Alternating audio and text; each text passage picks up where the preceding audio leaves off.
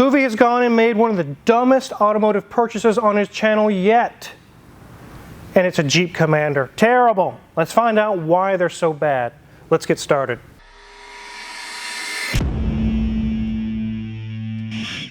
Years ago, we did a video showing buy this, not that on the Jeep line of vehicles is a Jeep Commander.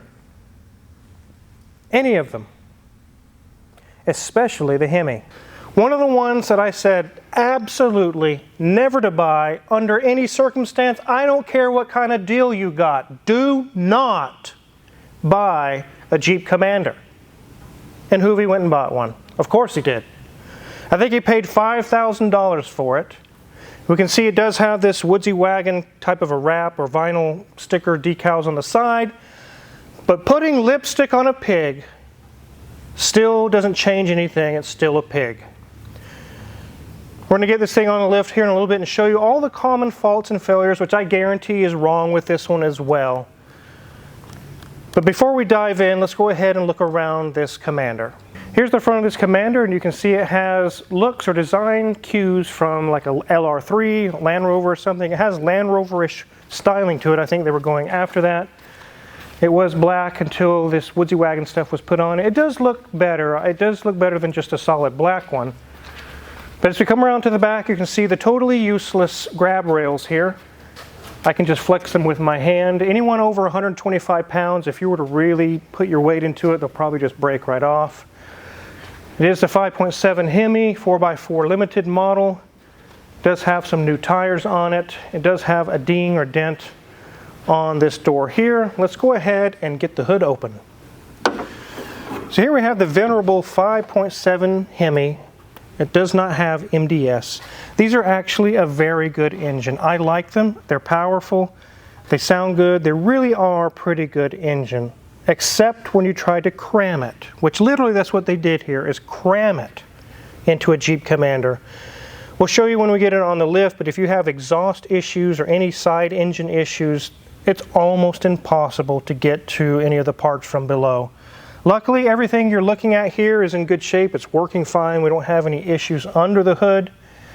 But there can be serious issues if you get exhaust leaks or things like that. It can be very bad. Me and Mrs. Wizard used to actually own a 2006, just like this one, but it was white. And she's going to give you an interior review right now and give you some of the trauma stories we had. One of the very common faults, which again, if you're looking at a Jeep Commander, I guarantee you it has this problem.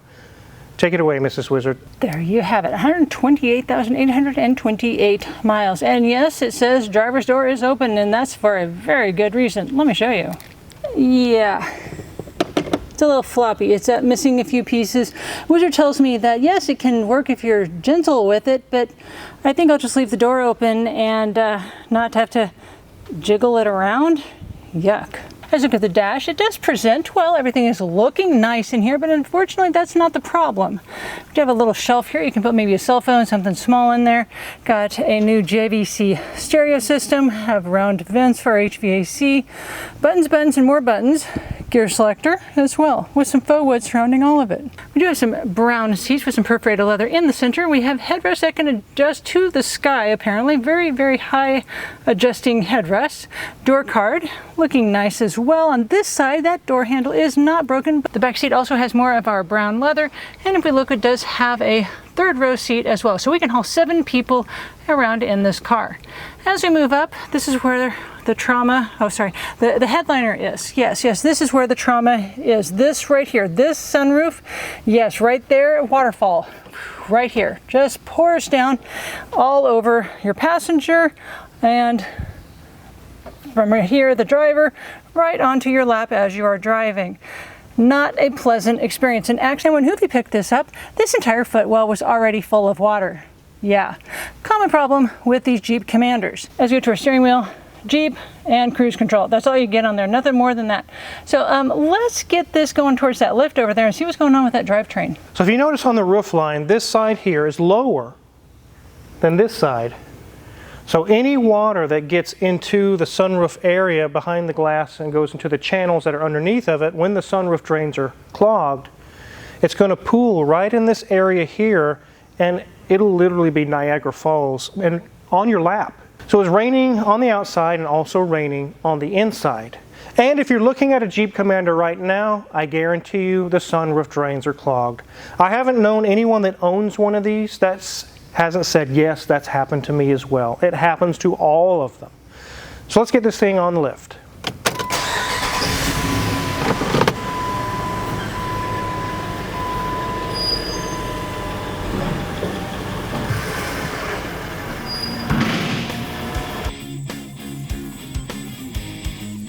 So I can already predict a ton of things that are wrong under here, and we're going to find out that I was right.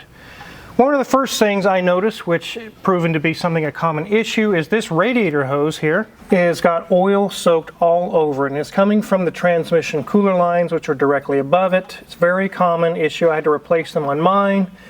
And if you're looking at a Commander to buy, you can bet that it also has the same leak. So that hose you just looked at is soaked in oil, which means it's also going to have to be replaced. When rubber gets soaked in oil like that, it gets weak and it can burst and antifreeze everywhere. And we don't want that.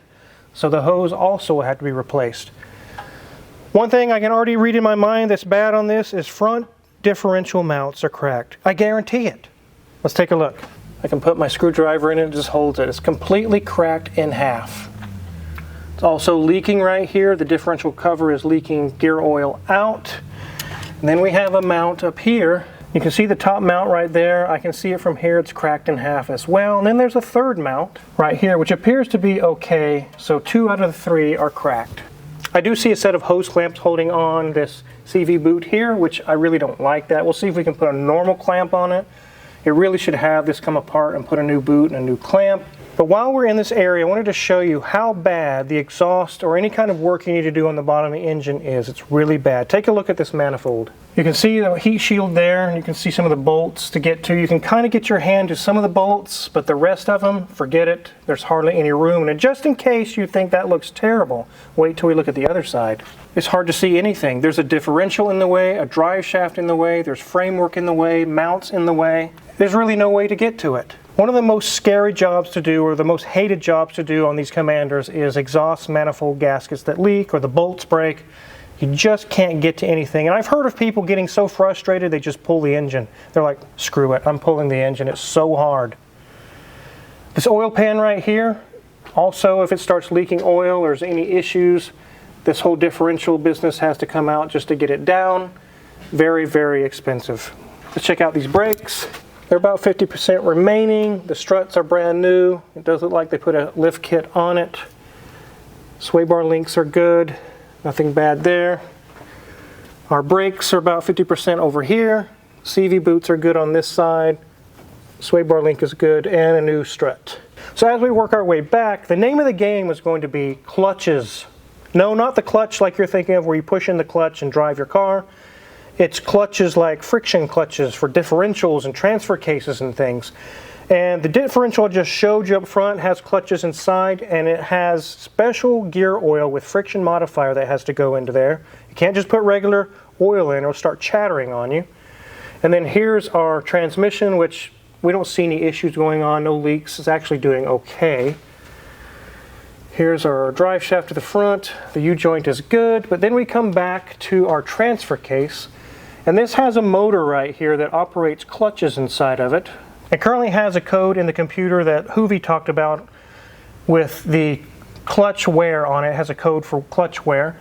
We're going to try flushing the fluid and putting the proper fluid with the friction modifiers and all that in it. It may come out of it. I've seen it work and it lasts for a few more years. Get you some more time at least before you have to replace the transfer case, unfortunately. Here's our drive shaft. Those U-joints are good. Everything seems to be intact on the exhaust. It's a little crusty and rusty, but it's still intact.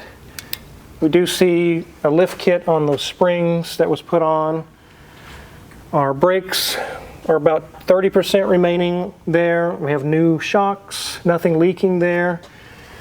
There's more clutches in this differential, kind of a limited slip thing. It takes special friction modifier oil in that as well. And on this side, same story on the brakes. No leaks, and nice new shocks and a lift kit. Our spare tire is there, and it's full of air, but it's kind of wobbly. We'll have to tighten that up. It does have these slide rails here that I like on the Commanders. If you come down off of a log or a rock or something, it'll slide on these and not damage the under components here. So let's get this thing on the ground. So just like I mentioned earlier in this video, me and Mrs. Wizard used to have a white 2006 Commander, and at the time we thought it was so awesome. We bought it for, I think, $12,500. At the time, it was what it was worth. This one, I think Hoovie paid $5,000 for. But even after buying it used for $12,500 years ago, many years ago, over the next year, I ended up putting $6,000 or $7,000 into it between differential mounts and the transfer case fluids and the differential fluids and exhaust manifold gaskets and fixing the sunroof and all the different things that kept piling up.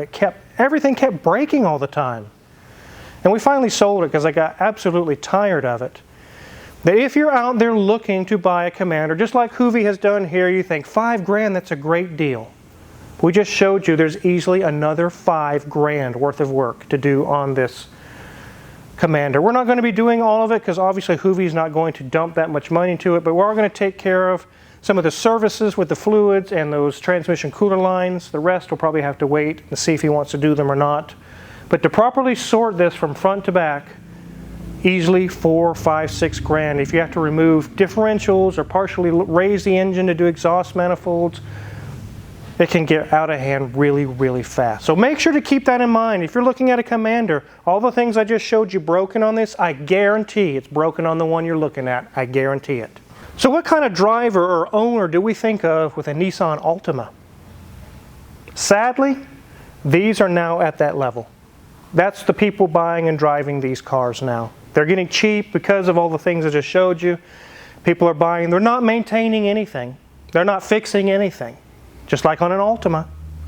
Big Altima energy, now we have big Commander energy.